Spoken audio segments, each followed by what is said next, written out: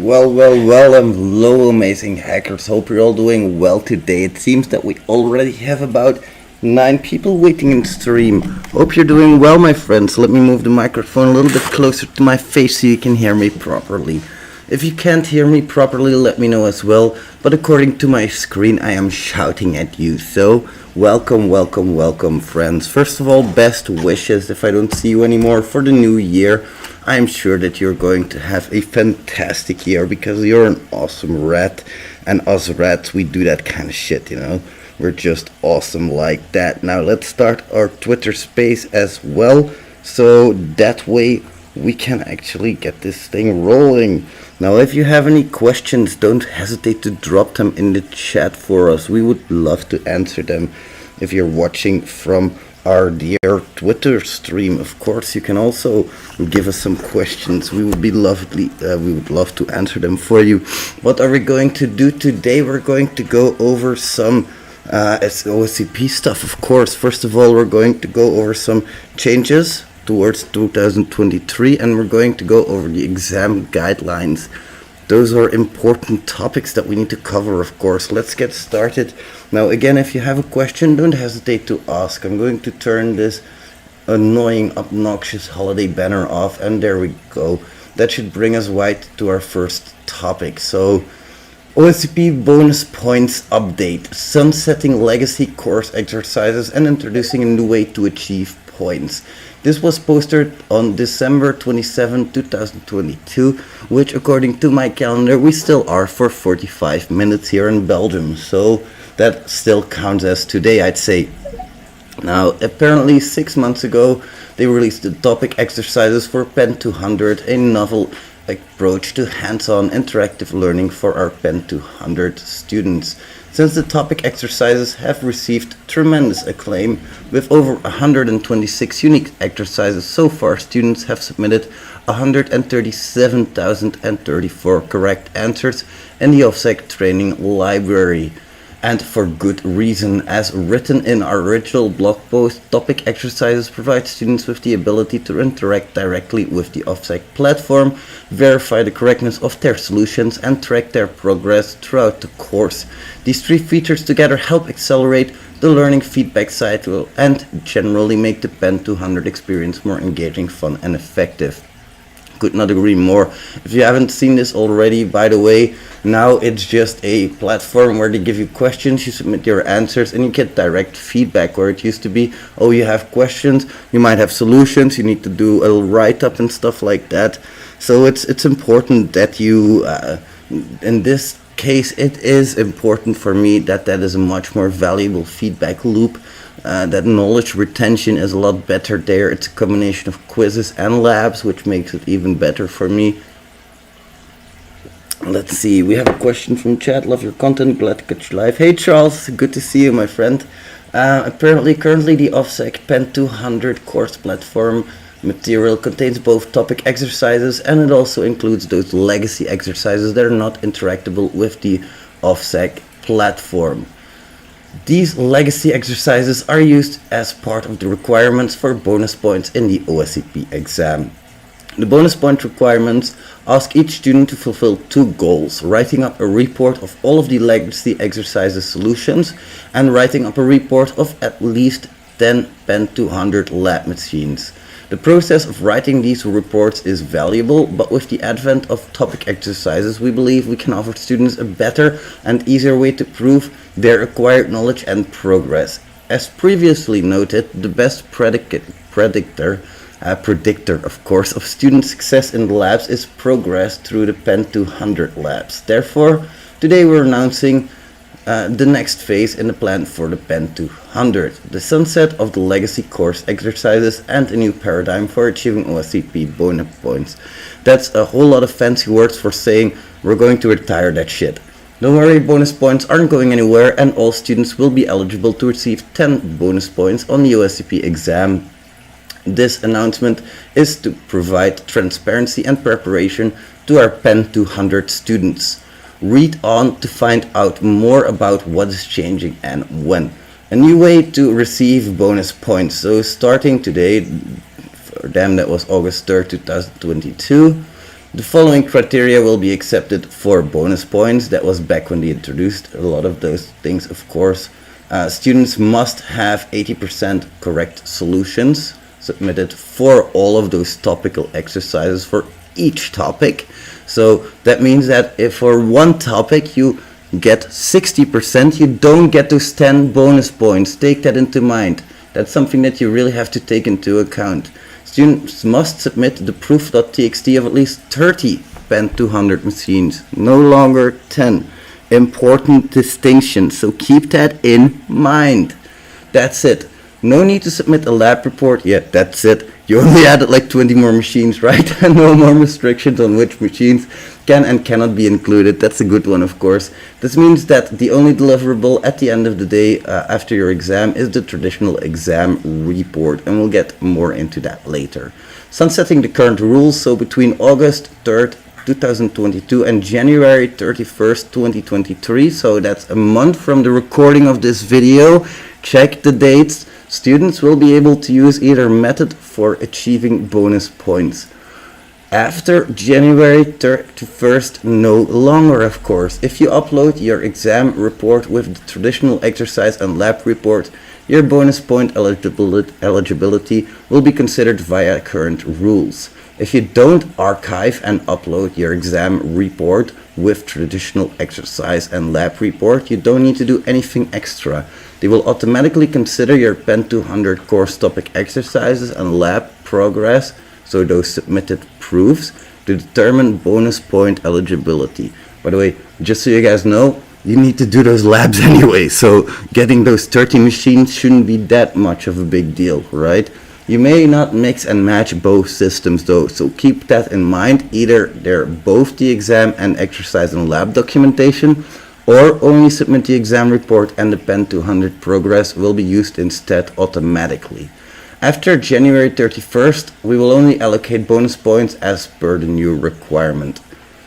Conclusion, the new benefits of the new system are many.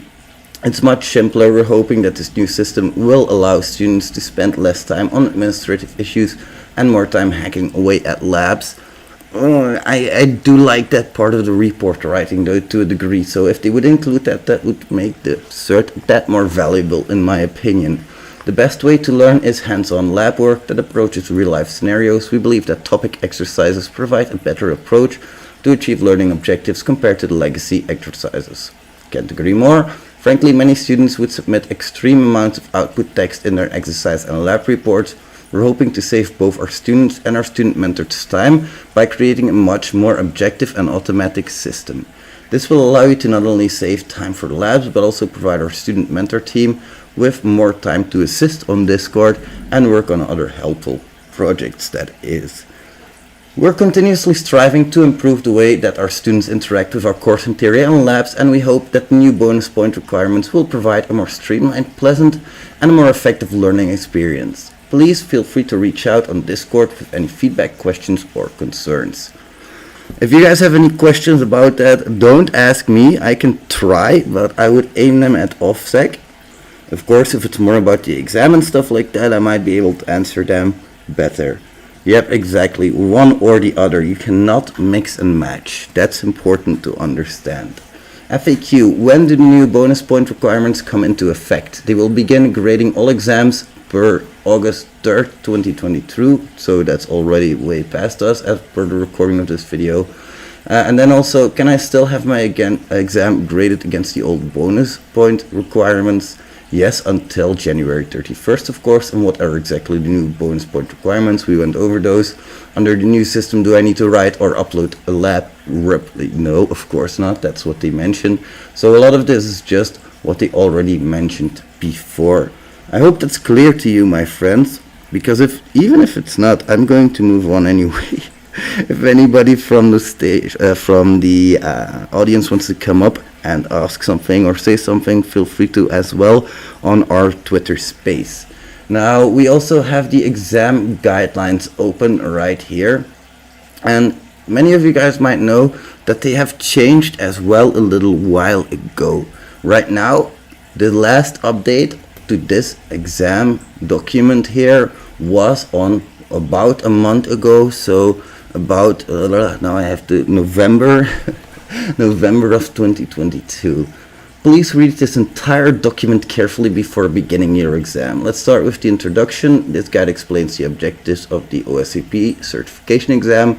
Section 1 details the requirements. Section 2 provides support information and suggestions. And Section 3 specifies instructions for after the exam is complete.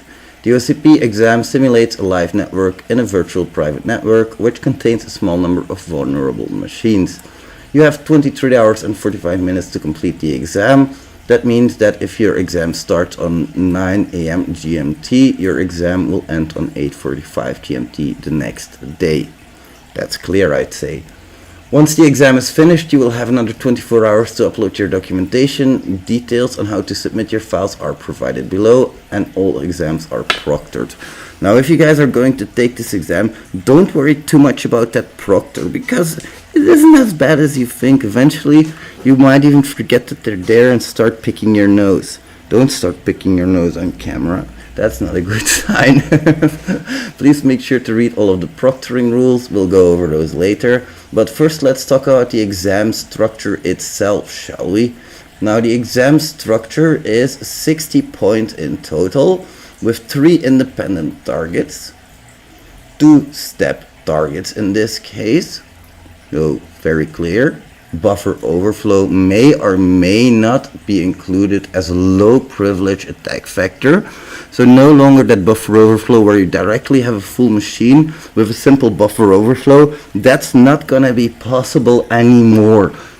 Take this with you into the exam. Buffer overflow, still important, but you're not going to be able to do like I did, where you had a buffer overflow and you had to direct the root of a machine anymore. That's not possible anymore. In this case, 20 points per machine, 10 for the low priv and 10 for the privilege escalation. Those are very clear outlines. I like that. And then we have 40 points for the Active Directory set. In total, you will need 70% to pass. That means that you will need to get either at least your 3 independent targets fully plus your 10 bonus points, or you're going to have to tap into that Active Directory network, and you don't get that Active Directory network until you get it fully. There's no partial points allowed there, so take that in your ears, my friends. Also important, the point allocation. So the order in which the exam machines are documented in your exam report, or the order in which the exam machines will be graded and valued. For independent targets, points will be awarded for partial and complete administrative control of each machine. Each machine has a specific set of objectives that must be met in order to achieve full points. You must achieve 70%. It is possible to achieve 100%, and specific objectives and point values for each machine are located in your exam control panel. About that exam control panel later more, but let's talk about the exam requirements first. Let's talk about documentation requirements and start with that. So you are required to write a professional document. Use their template, for freak's sake. You are required to use a professional document. You must document all of your attacks, including all steps, commands issued, and console output form of a penetration testing report. While you're doing it, take note of the commands you run, take notes of the output, make screenshots, take notes of the steps you do, take notes of what it found you, take notes of what it didn't find you. My God, if you can take a note of it, do it. Even if you have to scribble it on the back of your hand, do it.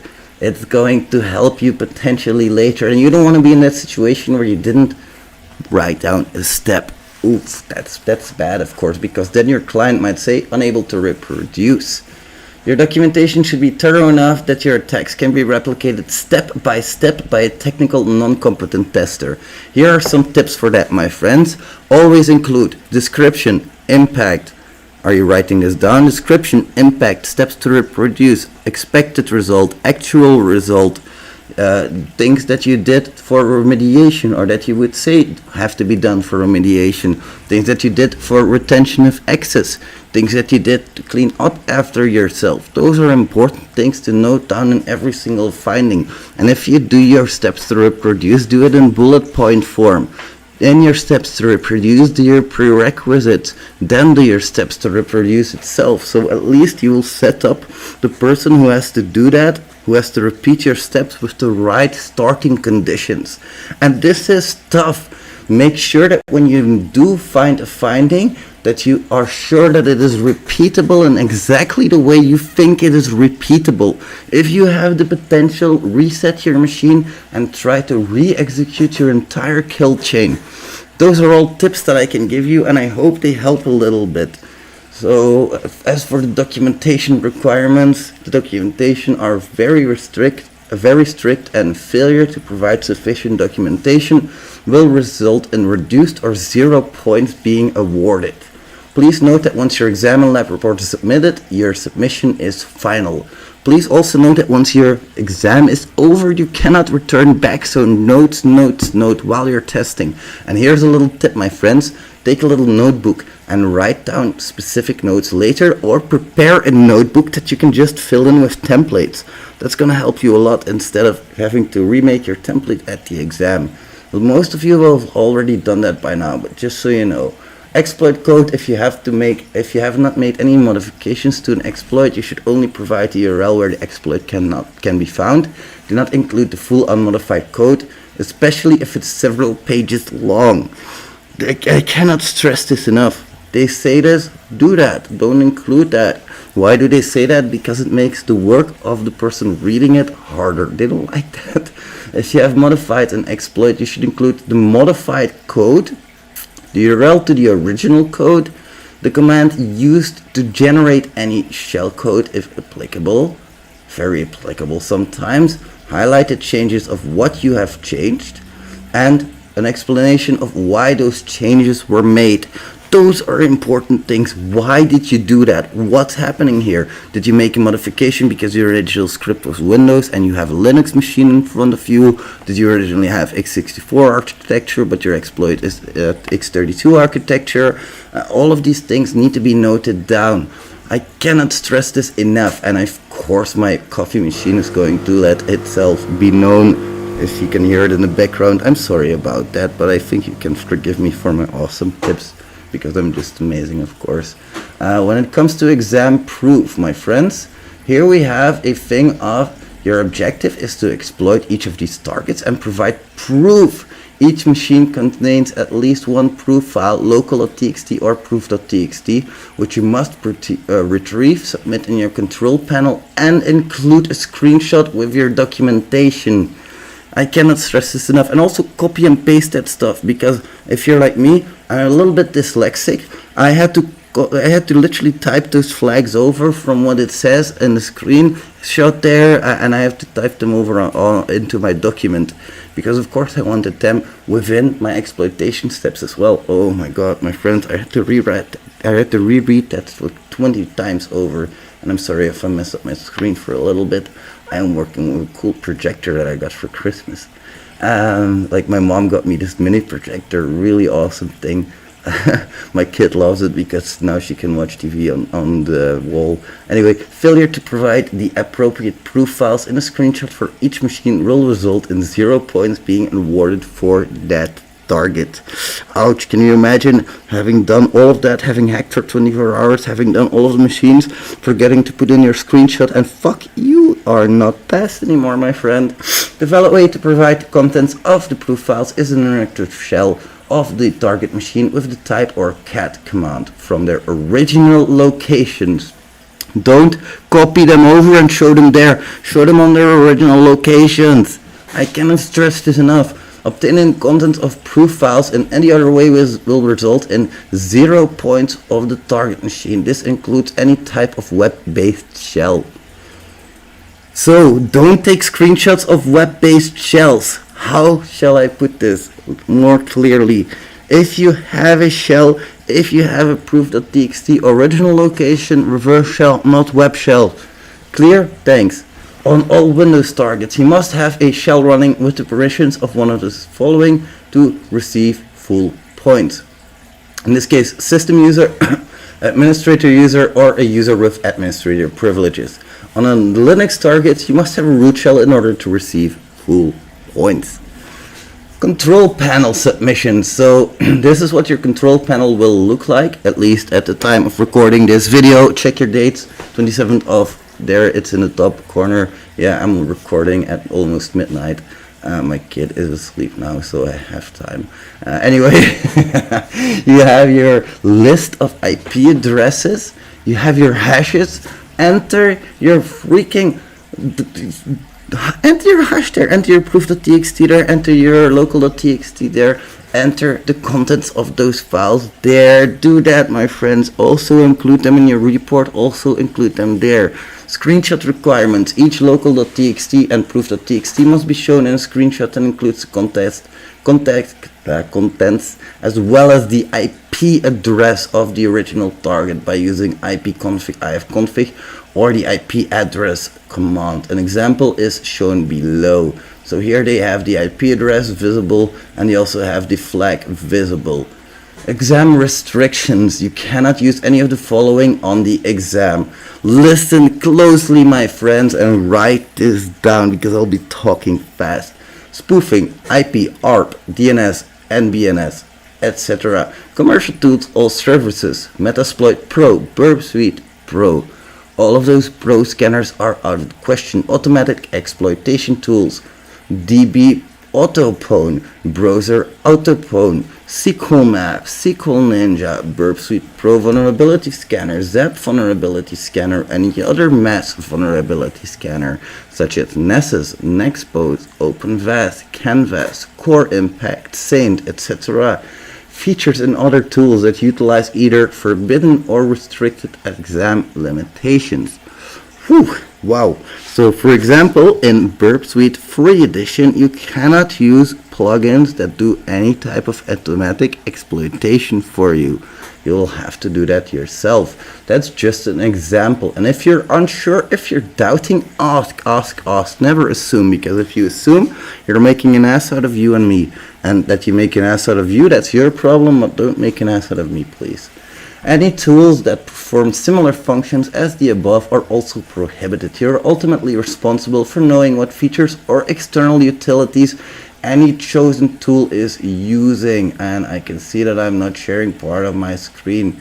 Go Uncle Rat, let's put that right. There we go. Any tools, we've read that already. You may however use tools such as Nmap, of course, and its scripting engine, Nikto, Burp Suite Free, Durbuster, etc. against any of your target systems. If you're unsure, ask. If you're unsure, ask. I cannot say that enough times. Please note that we will not comment on allowed or restricted tools other than what is included inside this exam guide. Okay, so apparently you can't really ask, but just to be sure, like, Jesus Christ, this is so important that you have to be sure that you can use a specific tool, of course. So at least refer back to this article and make sure that you're not using any tools that you're not allowed to use. I can't really state it any more clearly. Downloading any applications, files, or source code from the exam environment to your local machine is strictly forbidden unless they're necessary for you to compromise the exam machine. What do they mean by that? For example, configuration files that have nothing to do with your exam, but might give away how that machine is configured. Then they also have some legal documentation there, which I'm not going to read because I pay my lawyer for that.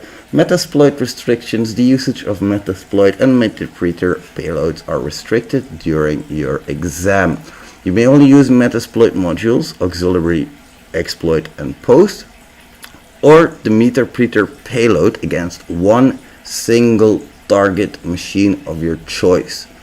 Once you have selected your target, you cannot use Metasploit modules or the Metapreter payload against any other machines. Now, what they mean by that is these auxiliary exploit or post or the Metapreter payload, don't use these more than once, even if your exploit fails. Make sure that you do that, because otherwise they can easily fail you for that. Metasploit Metapreter should not be used to test vulnerabilities on multiple machines before selecting your one target machine. This includes the use of check. You may use Metasploit meter preter as many times as you would like against your one target machine. So if you have one machine selected, you do one specific exploit, it fails, you can use Metasploit again on that same machine only. If you decide to use Metasploit or meter preter on a specified target and the attack fails, you may not attempt to use it on a second target. In other words, the use of Metasploit and meter preter becomes locked in as soon as you decide to use either one of them. Metasploit cannot be used for pivoting because it can thereby be used on multiple targets, of course. You may use the following against all of your target machines: the multi-handler, aka exploit/multi/handler, MSF Venom, pattern create.rb, and pattern offset.rb, which are Ruby scripts used for your buffer overflow, of course. Go me. All of the above limitations also apply to different interfaces that make use of Metasploit, such as Armitage, Cobalt Strike, Metasploit Community Edition, etc. Let's move on to the exam information. Now again, if anybody from Twitter space would like to come up and have a word, I would love to hear from you as well, of course. Section 2, exam information for the connection. You're going to get some connection files, extract those, initiate a connection, test this, of course, if everything works. Make sure that if something doesn't work, you contact your technical contact as soon as possible. We will get to that later. Your control panel, we saw that already, that we will also be able to revert our target machines, or we will be able to view any specific target objectives and point values.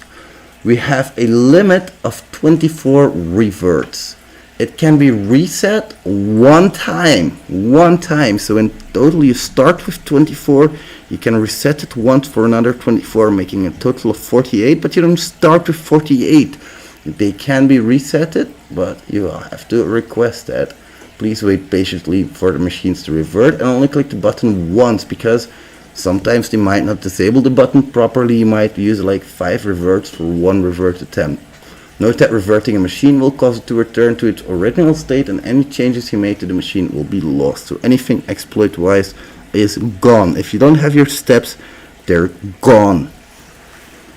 Exam proof file names. So we have proof.txt, which is only accessible by the root or the administrator, and that is under the /root directory or the administrator desktop, and local.txt, which can be accessed by unprivileged user accounts. Note that the targets containing these files are detailed in your exam control panel. You will receive no points for a specific target of the following: using a restricted tool, using Metasploit or auxiliary exploit or post modules on multiple machines, using the meter preter payload on multiple machines, failure to provide the local.txt and proof.txt files, and lack of documentation. Suggested templates are included as well. Use them. Don't start sucking things out of your own thumb. You can, but why? What's the point in putting all of that effort in? Just practice with this one. We went over the bonus point thing already because we saw some news about that. And we have internet connection issues sometimes as well, as any of us do. This subsection is about that. In case you have internet problems, so the exam lab is a dedicated environment with no students connected other than you. You have a total of 24 hours. You're expected to take rests, break, eat, drink, sleep. You're also expected to have a contingency plan in the event that something fails. What I did is I called my neighbor and I called my mom. Hey, I'm going to have an exam 24 hours these days. If shit hits the fan, can I come to your place? And can I just crash there for a little bit while I hack away? Both of them were fine with it. So I had 2 contingency issues there. I made food before my exam started just to warm it up during the exam. I didn't sleep until I was finished with my exam. But 20 hours awake is something that is not that uncommon for me, to be honest. I did take breaks. I took breaks every single hour, so make sure you do that as well. Keep your mind clear there. If you have a legitimate issue, please send an email with the OSIT to challenges@offensivesecurity.com immediately. Make sure to include all of the necessary details and supporting information, such as a letter from your power company, ISP, or any other relevant documentation.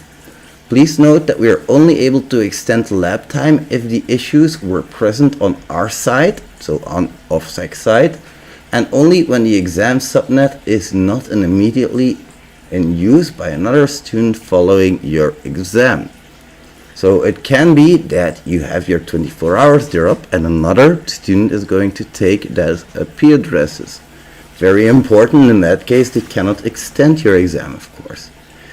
In the event of an issue on our side and the exam subnet is scheduled immediately following your exam, we will provide a free exam retake, and that's going to be OffSec, of course, not me. We worked very hard to ensure our environments are highly available and issues are very rare. Contact protocol. So in case you encounter connectivity issues with the VPN target machines, you need to inform them immediately. They are available at the live chat or through email. Please note that they will not be able to assist with or give any hints on any exam objectives and will only be available for technical problems during the exam. Submission instructions. Take your pen again because you're going to need it. Your exam report is in PDF format, not ODT, not Word, not in some exotic programming language that you wrote yourself, not LaTeX, PDF format. You have to use the following format for the PDF file name: OSCP dash OS dash and then your OSIT dash exam dash report. Every single one, so OSCP is all capitals, OS is all capitals, exam is capital E, report and capital R, where OS and then of course your dash OSIT is that OSIT number. Your PDF has been archived into a 7-zip file. Please do not archive it with a password. Important, important, important. Don't archive your zip file with a password. You have used the following file format for your 7-zip file, name OSCP .7zip. So it's the same as the PDF, but instead of at the back you add .7z, where your OS-XXX is your OSIT. You have made sure that your archive is not more than 300 megabytes and the extracted files not more than 400 megabytes, and the files need to be uploaded. So in this case, please do not archive it with a password. Remember that. Note that yes, that is contrary to what you would normally find, which is why I am highlighting it so much. Note that the file name is case sensitive. Students must submit their exam file following the exact file name format structure detailed above. If your file does not follow that name and structure, the application will not accept it. The following subsections provide details of each of those requirements. So the name, the format, we're not going to go too deep into this. Of course, they say no other formats will be accepted within a 7-zip file other than a PDF file, so don't put any images in there. Before submitting, please review, and I need to update my antivirus. Please review the PDF document to ensure that the format and content appear as it did in your original edition document and that there are no formatting errors. Really important, sometimes your Word document and your PDF might have the images all different. Make sure that they are in the same order, that everything is correct there. After uploading your exam file, the site will provide you with an MD5 hash. Please make sure to verify that you have uploaded your report correctly, case sensitive, by checking and comparing the MD5 hashes of your uploaded exam file and the file you have locally. So do that checksum, sudo MD5 sum, and then your OSCP, you will get your MD5 checksum. Make sure it's the same one as the one you have online. If the values don't match, that means that your files did not upload successfully. You need to try again.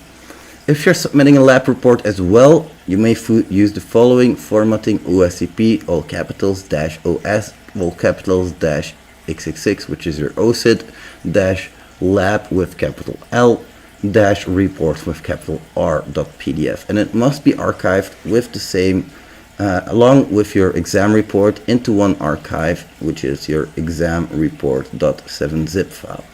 Make sure that naming is correct, my friends. And I know that might be a little bit boring to go over. You might think, oh, I'll do this on the exam. Yeah, but at least read it right now. There's no harm in it. And you have your archive file as well.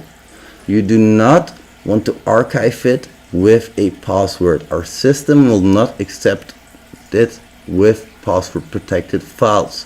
You must submit your documentation in 7Z format, and your Kali machine must be used to create your 7Z file. Not must be, but they ask of it because they know that at least the formatting and everything should be fine there. Once your submission has been uploaded, once your exam is done, I should say, your submission should be uploaded within 24 hours. The size limit for the extracted files, as we said, is 400 megabytes and the archive is 300 megabytes. We submit our files, we upload our exams. If we do not upload our exam reports, they will not be graded. Once the report is uploaded successfully, a confirmation email will be sent, and then the waiting game begins. Do I get that past email or not? If in the unlikely event that we require additional clarification in your exam report, we'll get into contact with you via email. If you get a request, you have to submit it within 24 hours.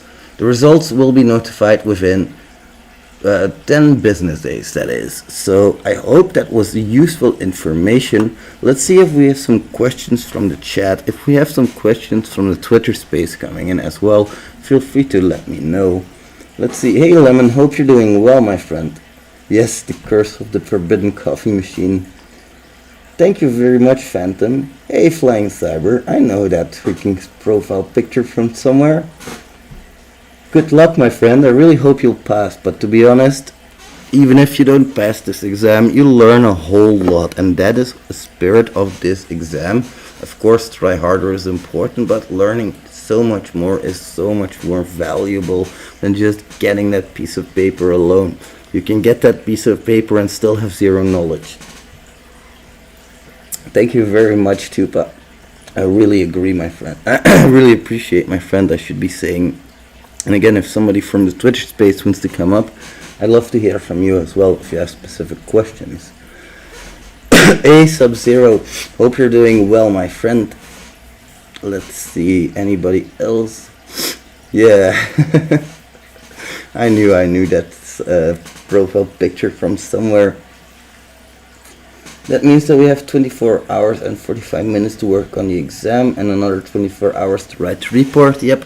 And the way I treated it was I did like 20 hours to write or 20 hours, yep, to do my exams, and I just went to sleep because I had all of the machines that I needed. Why would I need to do more, right? There was only one flag missing from my end, and I needed 10 flags at that moment that I did the exam. I got 9. I didn't see a point in continuing for another 4 hours. And I know I'm a bastard. I shouldn't be promoting this. I'm sorry. Please forgive me, Lord. Yikes. I'm not going to speak too much about the material. The thing is, the private dude. Well, I am going to. Let's talk my mind here for a second. If you've seen this syllabus, I hate what they're doing with web applications, dude.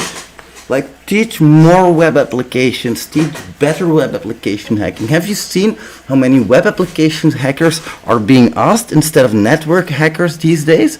Have you seen how much that's evolving? Why are you teaching such an outdated craft as an entry level still?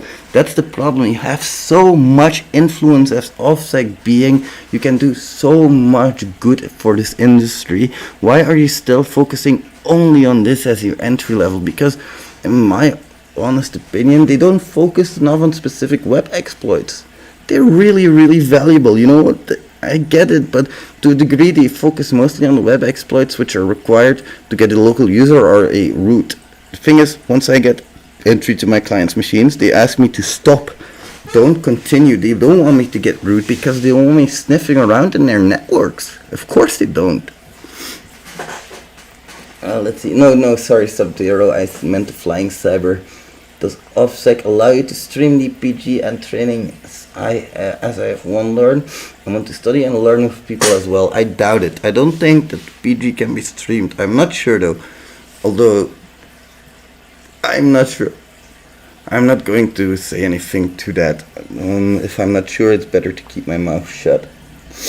You have 23 hours and 45 minutes to complete your exams. That is correct, my friend. I have way too many icons on my taskbar. Oh, you should see my MacBook, my friend. Yeah, like all the requests we get in these days are web pen tests. All of them for us. We don't really do network pen testing anymore these days. You could take off the search bar and weather lol. I'm on the unlimited for. Yeah, I could probably, but I'm like an old person. I'm getting 31 years old. I'm even getting 32 years old in April. Jesus Christ, I am really an old fuck, dude. I can still remember when I was like this young little ratling getting fresh out of school, wanting to get into cybersecurity, but knowing I still had to do a lot of IT training first. How did you guys prepare for OSCP, if you did prepare for it, by the way? If you don't mind me asking, leave me a comment below or leave me a comment in the chat. I would love to hear. My preparation for OSCP was 7 years of general IT experience, and it might seem a little bit extreme, but let's just say that that where I went to college, I didn't learn as much about cybersecurity or just IT in general as I should have. My teachers, some of them were extremely bright, and I loved going to them, and some of them I had less of an experience with, because one of our teachers would come to us often and be like, are you guys already done with the exercises? Yeah, all of them are done, because we had a little group and we would distribute the exercises among each other, because it was Java. It was basic Java. Do you really think that I didn't do Java when I went to that school? Like that, of course I knew Java. Jesus Christ. And then we would come up with more efficient solutions just to kill time. Really, really frustrating. Also, they didn't have spanning tree protocol active, so we loved plugging in some, if you don't have spanning tree protocol active, and you plug in one Ethernet port into the other, just no devices in between, you can cause a packet storm to occur. That can kill the entire network for hours at a time. I'm not saying we did that. I'm not saying we didn't do that, I see we have a question from our space as well. Let's have a look. Oh no, I don't see that question at least. So if there's a question, I'm sorry. It said like a little bar there. Well, let's see. It's very intense. Setting up my ESXi server tomorrow when I get my NIC card. Just impatiently waiting for the mail. That's just awesome, dude. That's freaking awesome. I love that. The fact that you set up your own labs. I had to do it with Packet Tracer, my friend. Do you know how much I hate Packet Tracer? Because back in my day, Packet Tracer wasn't as stable as it is right now. How often that thing would crash during an exam, and I did my Cisco CCNA on that thing. Ooh, so frustrating. Let's see, never been on an IT or anything related though. TJ Notes list is really good for prep. Oh yeah, still TJ Notes list is awesome, although Active Directory is a big part of it, as you might have seen from the exam requirements, so make sure that your Active Directory is on point, my friends. Let's see, I'm doing the OSCP right now, coming from Private Dude. It's okay, but the new exercises are really bad. There's missing text in tasks or unnecessary shell restrictions, etc. That is the same complaint I have with the not PNPT, definitely not that one. The the one that Hackthebox brought out, PTES. I guess that one is it, right? I hate how they force you to do specific exercises before you can take the certificate. Dude, I'm stuck on that XSS thing, and it's not that I don't know how to pop an XSS on that machine, I just don't know what the answer it is that is expecting. What format are you asking of me, you stupid machine? Oh, it can be so frustrating sometimes. Yeah, I understand that, my friend. I did like the openness of the old lab machines. It was a lot more free, a lot more hack, whatever the freak you want. And I went straight into my labs. I am not a very learny person in a sense that I want to read things first. I want to dive in first. To restrain myself from diving in now takes a lot of effort, but back then I wasn't so restrained, let's just say. So the first thing I did was an nmap scan of the entire labs, not guided at all, and I kind of stumbled because of course, like, yeah, if you start out like this, you're going to stumble, but that was really good because it kept me humble in the end, and I think that is also what really got me where I wanted to be on that OSCP exam, is realizing that I needed to put in a lot of time, realizing that I needed to put in a lot of effort, and even on my holiday, I went to Spain for a couple of days when I did my OSCP training, and I took my e-reader to the beach, dude. I took my e-reader to the beach, I took it to the water park, and I would study in between. And I know it. I wanted to fucking play, dude. I wanted to go on the water slides. Believe me, the last thing I wanted to do was look at that e-reader screen at that moment. But it really helped. It really did help me out a lot. Let's see. How and when you started this path of web pen testing, did you start with bug bounties and such? I will answer some questions first because I can rant for a long time about that. CPTS, that is the one. Thanks, Brandon. You are real G. You're a top G, man. When's your next Bugatti coming? Yeah, I'm using Promox as I have many servers connected. That's also a good one. I'm finished with all the exercises. They were a pain. It took me like a month. I can understand that. Need 4 more machines and have the bonus points. Good job, dude. That's awesome. So, how did I get started with the web app pen testing stuff? I wanted to become a pen tester. I was sick and tired of doing QA only. So what I did was I wanted to become a pen tester. I wanted to get CEH, but the pen testers at my company told me to not get CEH and get OSCP. So I started studying for my OSCP instead, out of nowhere.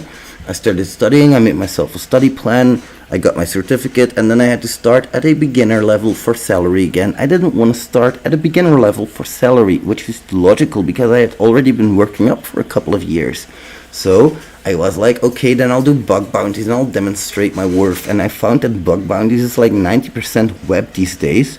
And there I kind of found my forte. I always loved XSS, and XSS was my first vulnerability that I ever found, giving me like $750. And I found like a couple dozen vulnerabilities in a couple of months time, which really kickstarted my career to a degree on YouTube. I kind of use that to farm YouTube fame in a sense that, of course, who wouldn't, right? You know, I really wanted to demonstrate my skill before I started a YouTube. I really didn't want to start a YouTube proclaiming I knew all kind of stuff without having something to back that up. I always knew that bug bounties were kind of exploitative, but I loved doing it because it allowed me to make some extra change on the side. Now I know though that pen testing, at the end, I was like still not getting hired for the amount of money that I wanted, so I was like, fuck this shit, I'll start my own company. And I've stumbled like crazy getting this shit off the ground, but now I'm at a point where I have a good thing going for myself. I've built on that for about 3 years, and now I can finally reap some of the rewards for that. So that is kind of my start into this web app pen testing path. It really helps to have a big audience that you can use a little bit as well, of course, in a sense that some of you guys are at technical positions in companies where you can reach decision makers. If you have a 90,000 following, it's logical that you reach some of these decision makers easier than somebody who has no following at all and who has to spend a lot of marketing budget. So, of course, for me, it's like, it's super because I get to do what I love, pen testing. I get to interact with you guys, which I love. I get to go to my QA still because I still have a QA client as well. I get to come into contact with a lot of people that work for me. How awesome is this, dude? And even though I might not be doing a lot of pen testing myself anymore at this moment, I don't want to do pen testing forever in that sense either. What I want to do is help strategize and then see other people execute on that strategy. That's where beauty and scalability comes from in that business endeavor mindset that I'm in. And I know it sounds a little bit like, I don't know, I don't want to sound too business minded because to be honest, I'm not. I'm a fucking dimwit, dude. Ask me to sell this pen and I'll fucking take the pen and I'll walk away because I'll be like, why the fuck would this guy want this pen? He has a cell phone, he can type on it. I won't even try to sell you that pen. That's how business minded I am. But still, it's different. It's awesome to evolve into this role where I can be more of a overviewing arch on course creation, for example. That is one of the things that I enjoy see coming together when other people create courses, and I can support them in that by reviewing for them, by helping them review their resumes and stuff like that. It's all awesome. It's really freaking is. And I can't thank you enough, everybody who's listening, to be here because you really make this possible. Believe it or not, you really do. Let's see, we have a speaker as well, and we have a crap ton of comments. Hey John PC, how are you doing, my friend? Hope everything is well in Colombia. Omar also says, I think that $1,600 is a little expensive for the OSCP as its basic level, so I was thinking about getting OSWE instead, since it's accordingly. Dude, don't get me started on the pricing of OSCP. I will smack a motherfucker's head against the wall. No, I'm not again. Somebody take the microphone away from me. To the market, do you think OSWE is more powerful than OSCP from pen testing POV, not AppSec spec only? The thing is, you have a lot more knowledge of the internal workings of an application than somebody who doesn't have OSWE. So, in my eyes, you're inherently more valuable. Does that mean you're a better pen tester? No, but it will be easier to learn you these things because you have a better background of it already. So that makes it a lot easier to do in total. I hope that helps a little bit. Yeah, I have a friend that is a CISO and needed a pen tester and asked me, so I'm getting work without needing to do much. That's awesome, dude. At the same time, I'm SOC. What are your favorite burp plugins? Authorize, CSRF Scanner, ActiveScan++. And that's about it. I like to go bare bones. Uncle Rat likes to go natural style, baby. And when is your PDF course coming out? My PDF course? Which one, dude? I don't have a PDF course. My courses are quality, man. They contain videos, PDFs, quizzes, labs. PDF courses are not really things I do. The CNWPP, if you mean that, that's already out, my certification course.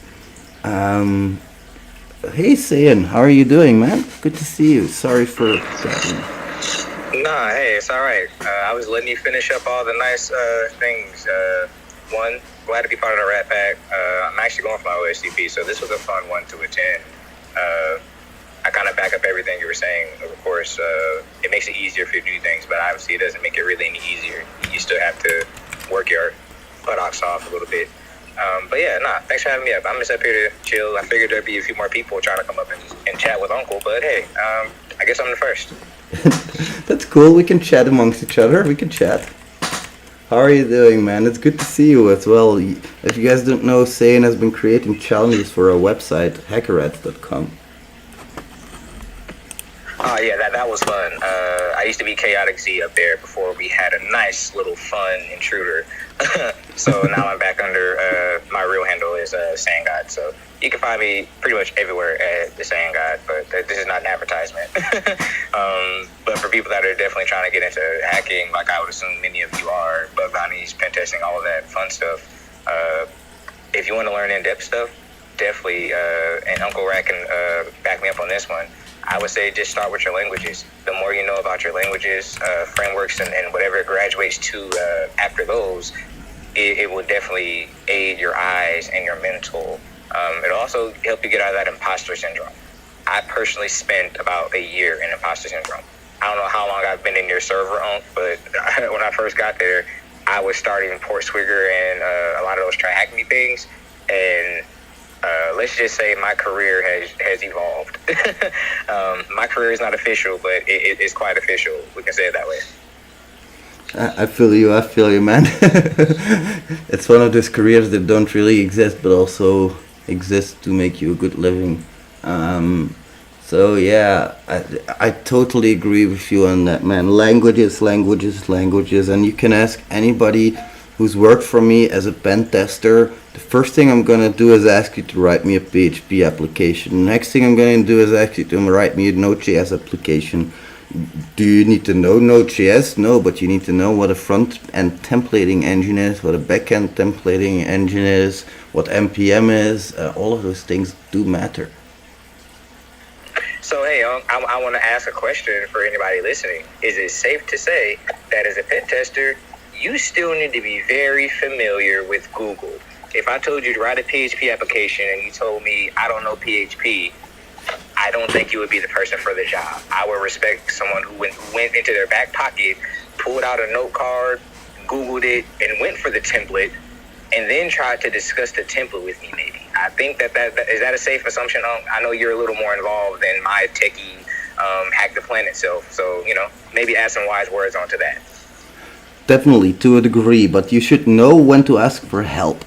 Because I don't have anything for a pen tester that spends 6 hours Googling shit and smashing their head against the wall. Like, if you're stuck, we have 5 other people in the company, not all pen testers, but we can all help. And especially if people have signed an NDA for that specific part, then you can ask them for help, no problem. But Googling is so important. It will always be one of the most important skills of any pen tester. And that doesn't come down to Google ability, that comes down to adaptability. Now also with AI coming up, guys, if you're fucking resisting AI, you're losing. You're fighting a losing battle, that's all I can say. And it's not yet that AI is at that point where it can replace us, for example, but it can help us to a great degree already. For example, I told you guys that I'm a shit business guy. Who do you think writes all of my business emails? That's right, AI. Who do you think writes most of my blog posts? That's right, AI. Yeah, a lot of the shit you've been reading from me is actually AI that write it. So, if you're fighting AI, you're fighting a losing battle, in my opinion. Wow, I would have never thought about that. I mean, it's not surprising, but I haven't personally taken the plunge to do a lot of automation yet because I've still been working in that understand the kinks space and know how to find things tools can't.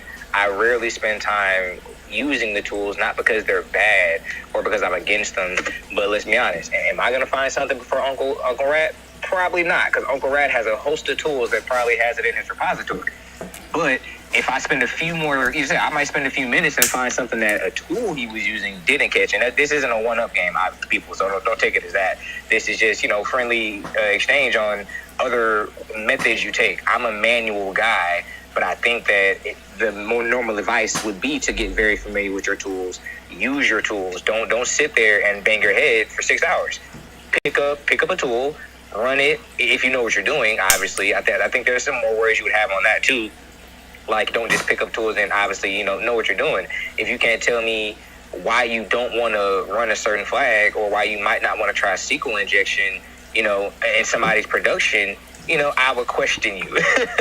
But again, it's little stuff like that. It's little, but it plays so much of a big part in your overall learning and your style. So that's what I said. I'm a manual guy. I got unorthodox views, but I'm realistic when it comes to live things. The thing is, I need people like you who are both manually and automated, because there's no point in a tester wasting their time testing every single SQL injection possibility if they can just run a tool for it. But I will build my labs, and I'm going to make a little bit of advertisement for my own certificate CNWPP here for a second. You're not going to get away with vulnerability scanners to find everything. You need them, because there will be things that can usually only be found with vulnerability scanners that are way deep hidden within the application, that are somehow like really hidden or whatever. You will need them, but you will also have to do your manual exploration. And my exam, guys, it isn't even about the exploitation in general. You need to find the most critical vulnerability sometimes. But we have 20 quality gates. The things that we watch for is that NDAs don't have errors in them. We're going to send you an NDA that has an error in them. If you sign it, we take over your company. It's literally written within the NDA that you just signed, bro. Not my problem.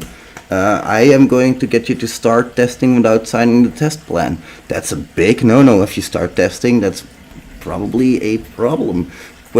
Quality gate number 3, we have in the scope meetings, we're going to tell you that we want to test everything. We want to have everything tested from A to Z, from top to bottom, in 8 hours time. You're never going to have enough time, my friends. You will have to guide me through what is possible and what is not. We will need you to identify all major issues, outdated software, too much scope needs to be indicated. Student will need to have a conclusion and an executive summary in their report. Student will need to have a debriefing video. Student needs to indicate that the achieved coverage has been achieved or not achieved. We will try to, we will try to change the scope. We will send in threat actors. We will do a lot to fuck your shit up. So be careful with that. It's really important that we don't, especially threat actors. If you give away information and you work for me and there's a threat actor in the game, you're making me liable. You're making me lose money. I have to put lawyers on the case. It's a fucking nightmare for me. So I'm not going to pass you unless you give excellent results on the other things. And even then, that is something that you're gonna have to be very careful with in the future. But I'm sure that once I trick you with a threat actor, you're not gonna fall for it again. So that is why I think my certificate is superior. And I'm not saying that it is the best because it is accepted in every job or whatever. My certificate has literally zero recognition.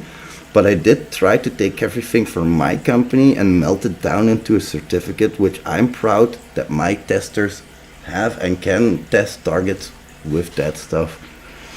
Like you say, if they don't use vulnerability scanners, they're wasting my time, they're wasting the client's time.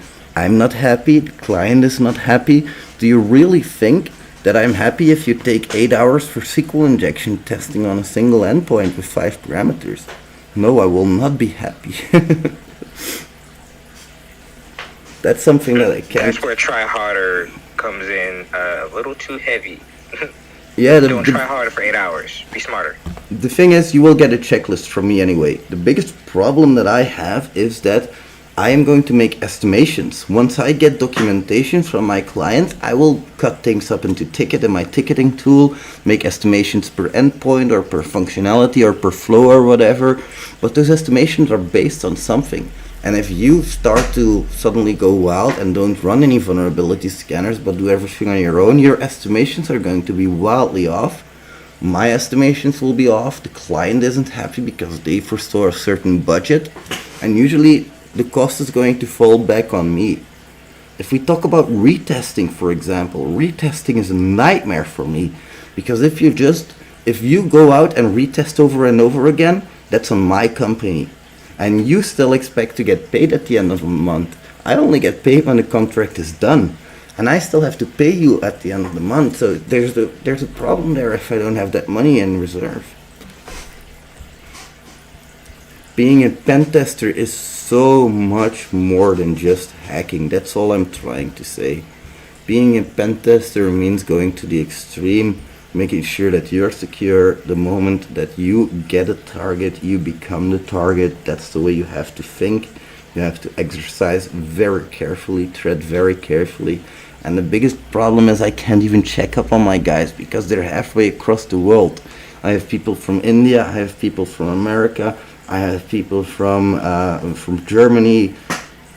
It's a mess. It's a mess. You can have them sign an NDA, but especially like hackers are hard to trust. Not only on a level of trust, hey, you are going to have information that you shouldn't share, but also on a level of they say that they will be there for 8 hours, and when shit hits the fan, they'll be there for 2. No offense to the guys that work for me, but you guys are a nightmare to plan. Fucking fill in your calendar. or I will fucking kill you. Oh man. Yeah. Corporal punishment. Corporal punishment. Dude, you have no idea. Every time they forget to fill in their calendar, they get 5 whips, 5 whiplashes. No, of course not, man. I think I pay my people very fairly. The thing is, if you have loyalty, you buy loyalty to a degree. I'm not saying you buy loyalty from everybody, but if you pay people shit, you won't have loyalty. It's as simple as that. If you pay people $5 an hour and you get 500, you will have zero loyalty from them, because they get $5 an hour. They will get 10,000 euros for that CSV file with information. That's easy to sell. Bam, gone. Rate forums. Here's a list of 10k users. It's as simple as that, you know. And you can sue them. I can sue them, but what's the point?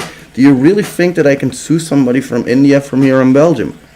No, dude. Never. There's no freaking chance in hell. But anyway, I digress a little bit. I'm sorry. What I wanted to show was that yes, Burp Suite does have nice plugins. .NET Beautifier is a free one for a 3 bypass that requires Burp Suite Pro, but Burp Suite has a shit ton of plugins. Maybe even a little bit too many sometimes. Does Zap have plugins? Yes, Zap also have plugins. Really freaking cool. I'm not gonna open Zap right now because I have certain client projects in there. But yes, Zap has extensions. All of these tools are man-in-the-middle proxies that I'm talking about right now. And there's more of them. People know of Burp Suite, some know of Zap. Charles Proxy is a lot more exotic, but Charles Proxy is a great one for analyzing your mobile traffic, for example. It's just a man-in-the-middle proxy. So there's a lot of them with a lot of extensibility. Oh, hey there, Dr. Gunn. Jesus. What the hell? Dr. Gunner? No, I'm not freaking gonna try. I'm just gonna invite you as a speaker because that's not even something that is in my vocabulary, bro. No offense, dude. Hey, doctor, how are you doing? Can I just call you Doc? You're muted, by the way, so I don't know if you're speaking, but we can't hear you. There we go. Yeah, sure. You can call me doctor. Hey, doctor, I have a little bit of a problem with my back. Can you prescribe me some medication, please? You need to do some yoga. Yoga. Alright, man, I'll get myself a yoga mat. Thanks for the advice, Doc. You're a real gem. Okay, take care. I'm gonna take that advice too. I think we should all do more yoga. No shit. Really, we should all do more yoga. Have you seen our bodies, dude? Fuck, man. It's depressing. Everybody's looking down at their belly going like, dude, did you really have to bring that shit up? It's just been Christmas. Fuck, man, you're an animal. Look, it was Thanksgiving and then New Year's. We have not started on our New Year's bodies yet. Relax. Oh, man. I'm gonna blow the sky to smithereens with New Year's. You guys are gonna, some of you hate me for this, but I love fireworks. And you might say, oh, fireworks cause this, cause that. Yeah, I get it. It's tradition. At least give us one location that we can fire off 1 hour per year. Go to this field. Every fucking maniac take their fireworks there. Away from the dogs, away from the animals. Perfectly fine with that. But no, what do you do? No, they freaking forbid it in some cities. Doesn't matter. I'm gonna blow the sky to smithereens. It's not prohibited here, by the way. But I got so much fireworks, dude. This is gonna be fun. That is my relaxation. And what are you gonna do when the clouds start falling, huh? Run inside, dude. What else do you do? There's no other option. Jesus. You ask too many questions, man. You guys are difficult. Sometimes I think, like, my head's gonna explode with all of these difficult questions, man. Like, the freaking clouds can't fall, man. Jesus. Sorry, I'm a little bit.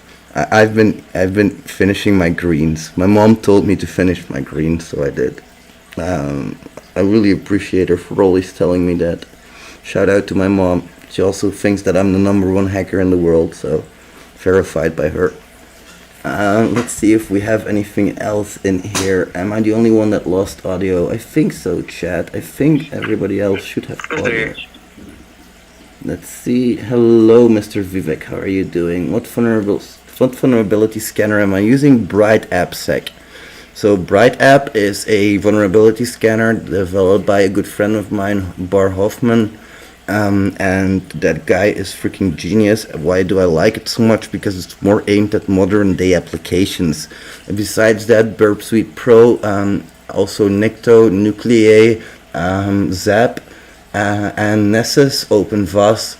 And you might be thinking, Uncle Rat, isn't that a little bit too much? No. I just run all vulnerability scanners because all of them run different rule sets. All of them that I've bought, I will run, if I have an API in front of me, I will run Ready API and Bright AppSec.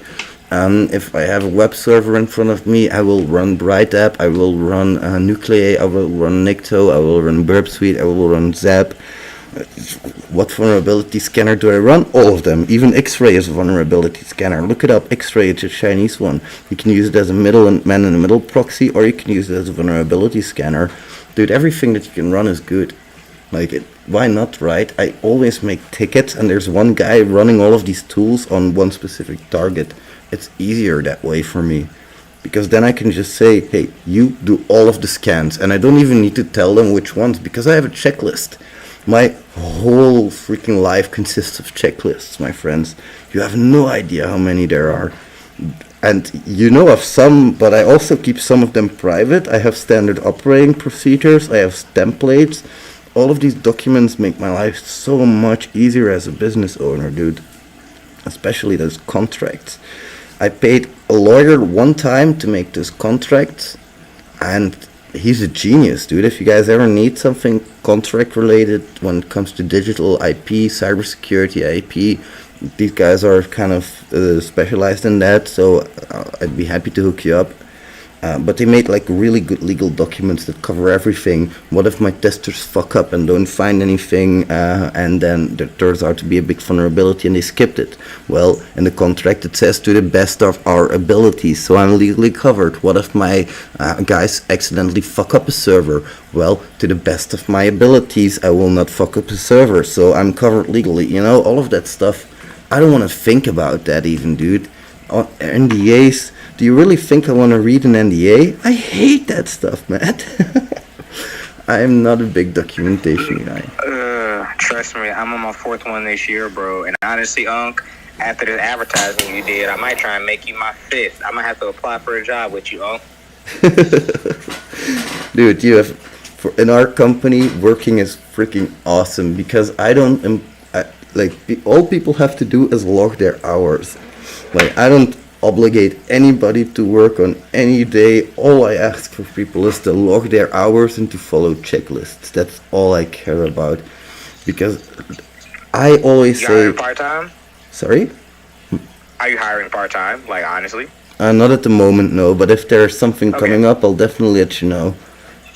Okay, I'm in your server, so I definitely can just hit you up at any point. But I didn't even know you. This was a connection I could utilize. I was just trying to help out the website, huh? I didn't know I was walking into a job interview. Well, it's always awesome to have good connections because sometimes clients ask for real quick increases out of nowhere. You know, suddenly it's like, hey, here's 10 more tests. Can you do them in one day, please? So yeah, it's always good to have connections there. And like, oh yeah, for sure, yeah, definitely. What I value most for my pen testers is coverage. I don't value them diving deep into rabbit holes without informing me and the customer. That was never intended. If you find a rabbit hole-ish thing, go for it, like half an hour. You always have 20% exploratory anyway. But don't take up like hours of time, you know what I'm saying? That's not okay. Our client needs to know about this. Maybe, for example, let's say that you find a wormhole, you find a real good vulnerability, it seems, you think you found something. Do you spend 10 hours testing, or do you ask your client who might come back to you and say, oh, that's something we found internally already, don't waste time on it. There you are with your 10 hours logged and wasted on a bug that you shouldn't even have investigated. So yeah, Communication, communication, communication. And don't, for the love of God, don't call the client a dick. What kind of idiot does that? If you do your exam, don't call me a dick. I'm the client on the exam, by the way. I will be a dick, but you don't have to tell me I'm a dick. I know I am a dick. That's the most dumb thing you can do. Like, Jesus, treat your client like they're king. I have clients, and I know I say this often, but there's things that you need to know when you work for me. For example, if your client comes to you and asks, can you include this extra piece of scope? Yes, but can we please elevate this so we can create a new contract for this new piece of scope, take it into a new test, because I don't get paid until the contract's over. So the bigger the scope you keep on piling on there, the longer it turns until I get paid. And I know I might seem like a whiny little bitch here, but I'm just starting out. My company is 6 months old. At least the pen testing part, maybe like a year old. And like, I think, yeah, even today I signed the papers to open a limited liability instead of a one-person company. So in all actuality, the real company is only like a day old, not even, which is fucking awesome. But yeah, it's all getting a little bit used to things for me as well. I'm just glad that my guys have templates that they can all fill in. You know, if they find a bug, then they need to be able to fill in a template that I can copy and paste into a report later. I don't want to have to come back to them after the test is done. Hey, how did you do this exactly? Can you explain to me while the report is being written, you know? Plus, I also don't want to manage jack shit of pen testing anymore. So, for me, what I do is management for managers in a way, as in I have courses that are being created. I manage the people that work there. I have all kinds of auxiliary work that are being done, like setting up marketing and stuff like that.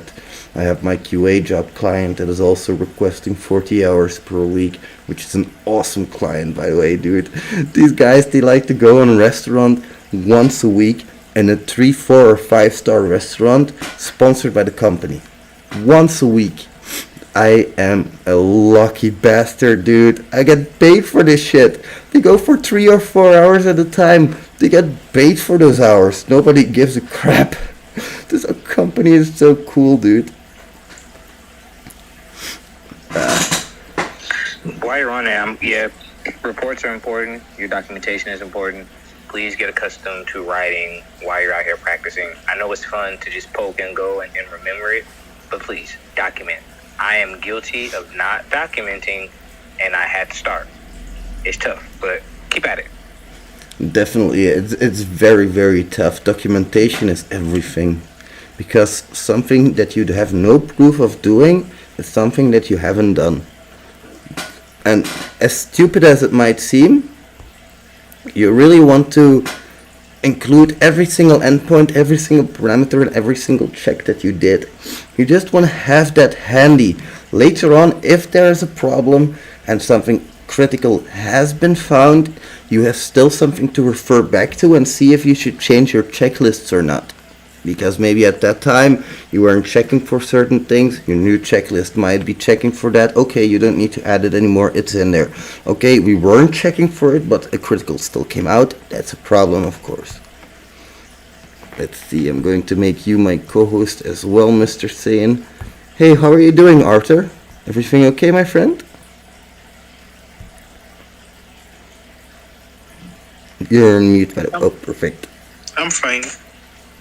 Pleasure to meet, bro. Yeah, it's good. Do you have any experience with pen testing or OSCP, if you don't mind me asking? Nah, man. I have no experience at all. And in cybersecurity in general, or is it something you're just trying to get into? It's something I'm trying to get into. And for everybody else who wants to get into it, can you please explain me some of the steps that you're trying to take?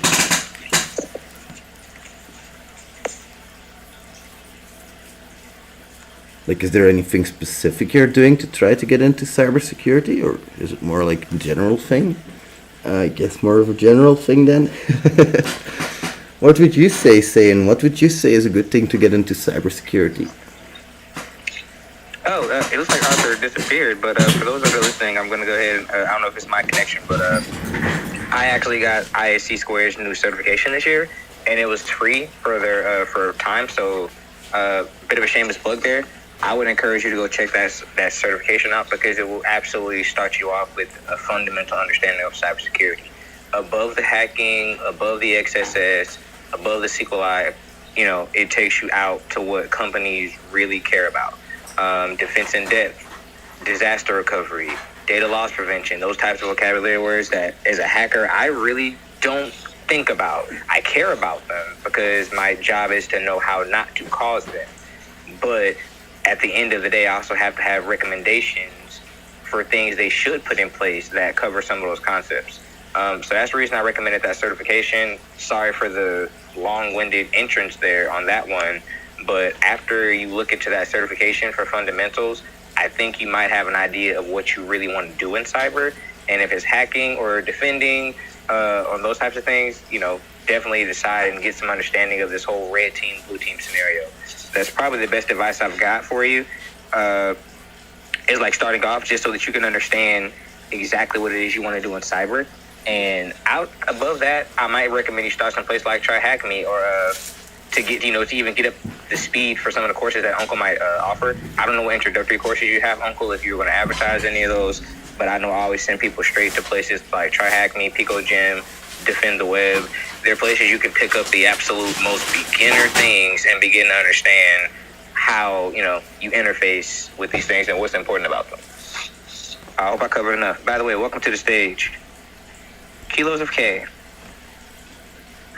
Now, I was just going to ask really quick for that ISC course. Is that the one where you have the option to do it like self-paced? I think for like 90 days or 100 and something days, and it just takes you through it? Is that what you were talking about? I believe so, actually. Yeah, they give you some slides. They give you 2 to 10 minute videos, and every so often they give you a bunch of slides to read over. They quiz you every so often, and then you can schedule the certification after you run through the course material, or you can just schedule your cert. If you feel like you got it. It only took me about a week or two to really feel like I was ready for the cert, but I think I was looking for a time to schedule it, and I finally found a good time. So I started studying for it late September, at the earliest August, maybe late August, but I didn't really start studying like sitting down doing the coursework, probably until at some point in December or early October, and I did my cert on the 7th of the month. Okay, because I'm trying to do my Security Plus at the same time, and I'm Security Plus, a lot of that is kind of common sense because of what I'm doing. I work with ServiceNow, but I touch GRC stuff, so entire sections to me are oh yeah, I know what that is. So I guess I should kind of lean more into that now, because I was kind of putting it off because I did sign up for it, but I was just I don't know how valuable this is. I don't know how in-depth this is, because I had never really heard of ISC or whatever before, so good to know. Right, it's not in-depth at all. Honestly, you say that Security Plus is common sense. I think this one is even more common sense. I'm careful not to tell people to not put forth effort in studying, but for me, I think I've been talking the concept for a while. This was my first certification. I probably should have had my Security Plus. I've been doing this since late 2020. I should have just took my Security Plus for the hell of it. But ISC Square was free. I'm financially on my legs. So I decided to take a free cert. That was only going to cost me $50 to obtain membership. So when not even taking the exam was free. You paid $50 to be a member for the next year or a few years, I think, whatever it is. But you have to pay a service fee or something every year. I don't know how CompTIA is going to be when you get your set, but to renew renewal fees and whatever goes along with these certifying organizations, that's what I got to do with ISC Square to keep that certification up. But that one might not even be as important. It'll be just good that I got it to show initiative to a job I might want. But, requirement-wise, Sec Plus is probably your starting point, so that's definitely good. And then from a position to go into, whether you go for CISSP or other stuff like that, I think. I'm not, a guru on the pass.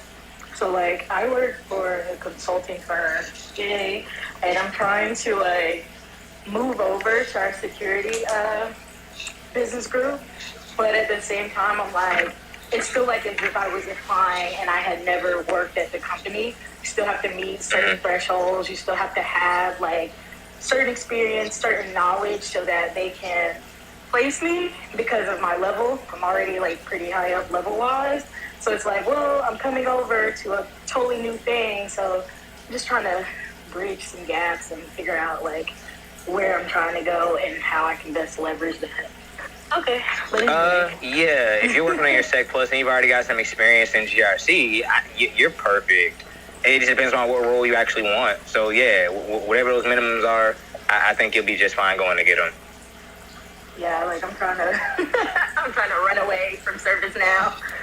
So, but okay. Thank you. Very welcome. Thanks, Ian. That was some great advice. I really appreciate that. I myself I am was not. glad to help, man. I really am not that versed in certificates. I usually only know the attacking ones, but like you say, there's so much more entry level certificates into this. Like what really helped me was, of course, getting my CCNA on top of that.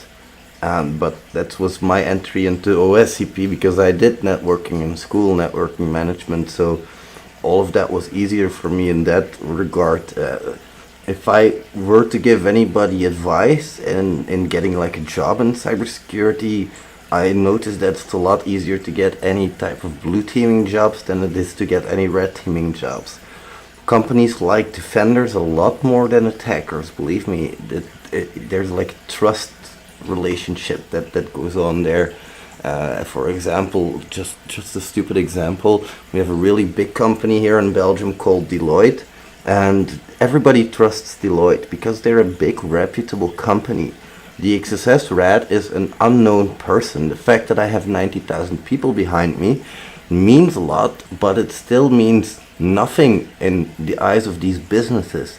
So setting up a reputation for yourself is a lot harder as a red teamer as compared to a blue teamer, is what I've noticed at least. I don't know if you guys have the same experience in the job field, but it's an interesting thing that I've noticed. And also even purple teaming. I've been told that at least. Sorry, bro? Oh, I don't realize you. Oh, I just wanted to say even purple teaming, if you're into purple teaming, there you can make some real strides, of course, but that's nowhere near beginner for me. Purple teaming is far advanced, and a lot of people make the mistake of thinking purple teaming is where they are at, while they're not even in blue or red teaming or like programming properly. It really takes skills on all of these levels to properly do purple teaming, and people seem to forget that, and yellow teaming and whatever freaking terms they're inventing these days. Yeah, they're gonna hire you to get on the blue team. Yeah, quicker. Go ahead. Oh, I was gonna say I'm gonna agree because Deloitte is one of our like big competitors, and I noticed that when we get like contracts and stuff, a lot of stuff is how do you defend my stuff? How do you defend my stuff? How do you defend my stuff? How do you defend my cloud? How do you defend my platform that I'm working on? Because all these different platforms also have like security stuff too, and that's mostly what the teams are coming in to do. How do you defend my data for my internal stuff, for my customers? Okay, now let's talk about policies and making sure like I'm meeting regulations. Everything is about protecting the company. So I do agree, like most contracts are about setting up defenses more so than penetrating stuff. Wow. So hey, Unc. I think I'm a little underqualified for this co-hosting position based on the new information we have from Miss Wonderland. So yeah, you can kindly let her do the co-hosting, and I'm gonna just use all this beautiful threat hunting experience I have as a gray hat, and I'll offer good advice on the side. It's okay, man. If you guys don't mind, I'm going to let William and Hardy speak, and then I'm going to power down as well, because I have an exam that I need to start in 15 minutes for one unlucky soul. So, hey William, how are you doing, my friend? I'm sorry I have to cut it short, by the way, friends. Hey Rat, hey Sayin. It's all good. How y'all doing? Good, man. Pleasure to meet you, my friend. Nice to meet you as well. I have 3 industry certifications. I got the CompTIA Sec Plus, the Net Plus, and a certified ethical hacker. And on the side, I've been taking trainings and red teaming. I would like to get into offensive security. Been working a lot with Active Directory and C# and PowerShell. I'm actually developing my portfolio right now in C#, but my question is, I'm interested in getting into the field, and so I'm trying to get into the military side of things, and then also wanting to work for a company at the same time. And so I'm trying to obtain my OSCP, and I wanted to know what are some things that I need to focus on, particularly for preparation for the exam, like what boxes to work on, techniques like buffer overflows, which, by the way, I don't know anything about assembly or C++. I only know C# and PowerShell, but I would like to know, some concentration focus areas that I need to look at and read upon or take courses on. That's a great question. Sorry, I was muted. So I don't know if you know TJ Null, but if you Google TJ Null, The Journey to Try Harder, TJ Null's preparation guide for Pen 200, PWK, OSCP 2.0. It's on NetSec focus. That guy has a great guide for preparing. I love TJ Null, dude. I will recommend him wholeheartedly to anybody who wants to have a go at OSCP. Look him up. I think he works for offensive security. And again, his list of boxes that are like OSCP machines are invaluable. You were, at least to me, because I used them a lot. And hey, really quick, Unc, I want to add to that and just say, I think you mentioned that you didn't have experience with certain programming. Those lists are very good for getting you even past needing to understand some of those basics. But yeah, definitely you want to take some time to go over some of those C++ courses and understand. Art of Exploitation is a book I might recommend you get if you can find a PDF of it someplace. But that's just like a quick one for you to maybe get familiar with some code and shell code and C++ stuff. Okay, so that is indeed a good one. Pertaining to that about shell coding, I know Python is the most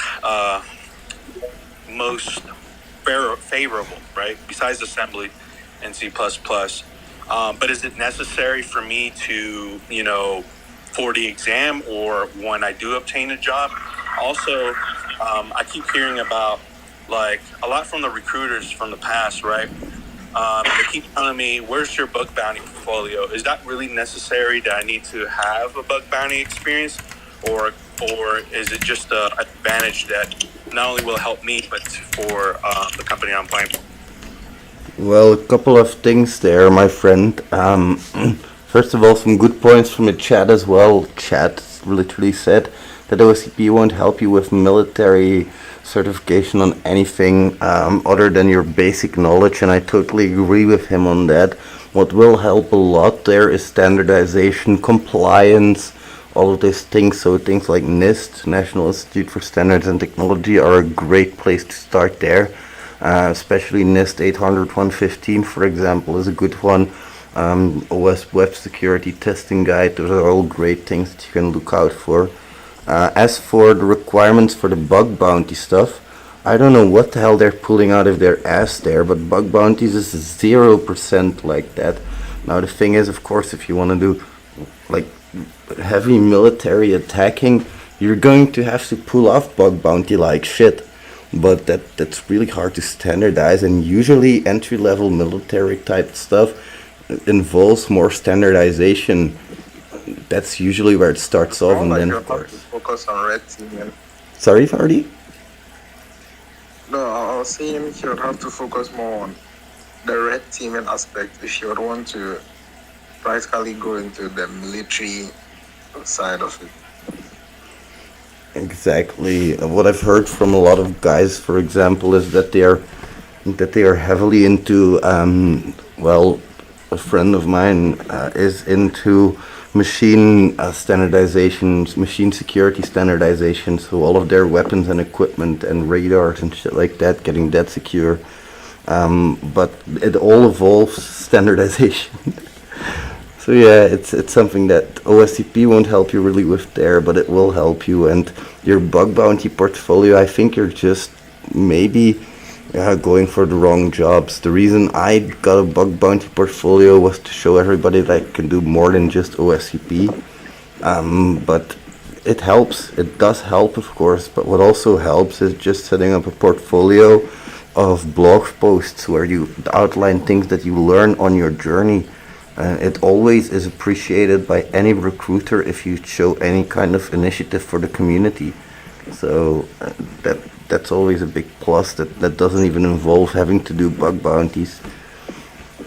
That's Well, and on the topic of the languages to learn, it's not like you'd have to use Python per se, but then, as you said, you can use C++ or C Sharp, sometimes to JavaScript.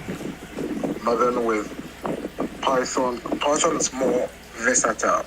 Like, see, it's easy to grasp. So when you are trying to bend the rules, trying to follow the logic of the other programming languages, and then using Python in place, Python makes it easier. So I prefer Python to the others, even though I had to study the others for virus development when I was learning virus development and the others. yeah, like to But be honest. if you are able to use Python, the same logic that you're applying the other disciplines with Python, I think Python will be better. These are things that I don't really find that useful within my company. I have more use for people who, like you, know Python, but like C Sharp, for example, I have more use for people who know JavaScript because of the XSS background that is required. And Chad says it really well as well. Sec Plus and CH are your tickets into military contracting jobs. Because of course you need those, you need that clearance level. Yeah, it's true. It's true. Well, the reason why I chose C Sharp is because it's Windows environment oriented, mainly focused, along with the PowerShell, right? Well, now, you can use .NET Core on Linux and Unix, but also Windows Linux or Windows Subsystems Linux works that way as well. But for me, it's very interesting because I'm building my command and control software as part of my portfolio. That's awesome. But like everybody keeps giving me the advice, you need to learn Python, you need to learn C++, you need to learn this and that. And I do get it for the uses, but for something like red teaming orientated, like for me, like I would like to, create exploits for Windows, environments and anything that has to do with Oh, so you want to do exploit dev? Well, not really exploit dev. It's more like, hey, I'm a red team operator who can help the team a little. You just have to right. I see what you're saying. I identify with that. I feel what you're saying. That's kind of how I think. So I was just curious to see how you were going to respond to that. But yeah, that's me totally. I want to learn the basics, but there's definitely going to be some weapons under my tool belt to make this a real engagement. Exactly. And, one thing about NIST and all that, I get what that is, but I'm also trying to focus more on, like, the kill chain type of stuff. Like, for example, the attack and metre cert, that's one of my focus after the OSCP. And I don't know if you guys will agree on this, but do you think I should focus on that if I want to be more red teamer orientated? Or should I focus like other policies like HIPAA and NIST and all that jazz? That's a great one, dude. Mitra is a great freaking framework to pick up. A friend of mine is working on that as well, or at least trying to pick it up, and that's definitely a good idea. I myself have to admit that I am not experienced enough in any of this to give real advice there. If you ask me about web apps, APIs, even mobile hacking, that's a different story, but this is not something I can help you with. I'm sorry. No, it's all good. I mean, I would like to learn a little piece of everything. You know what I mean? I would like Mr. Sane had just said. He wants to learn everything so he can be able to be, so he can be useful and utilize, have more tools on his belt. Like it would be great, Mr. Rat, if you can create, a course in mobile, reverse engineering, API hacking, web app pen testing related to web apps and mobile. That would be pretty cool. But yeah, man, I know HackerOne has some resources out there for that. And honestly, Unc, if you ever want to work on some more resources, just hit me up. I'll be glad to contribute some time and help you develop stuff that you don't have. But I know Unc has some pretty good resources out there if you haven't already checked them out, of course. You might have. But yeah, and hit me up if you want to learn some of that other stuff. That, like you said, I focus on more red teaming stuff. So anybody out there listening, yeah, I'm definitely somebody to talk to if you want to get into red teaming. I'm not certified or bona fide, but I've done quite a bit in the year that I've been working, like in the wild. So check my profile, virus total, chain abuse reports, things like that. You know, I try to get out there and get some valid experience. That's awesome, man. So what I'll do is then I'll just follow you and then I'll hit you up with a message, Mr. Sane. Does that sound good? Yeah, for sure. I know Uncle wanted to end soon, so I think Velican jumped up. So let's see what Velican has to say, and then Uncle may want to close out before he has to work. For sure. I appreciate y'all giving me advice and letting me speak to you guys. Have a good one. Pleasure to meet you, my friend. Nice to meet you as well. Bye.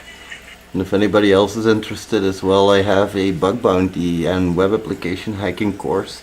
I have 15 courses out now, so if you would like, just hit me up. I can give you discount codes. That's a cool thing. I know the boss. I can get the cheese.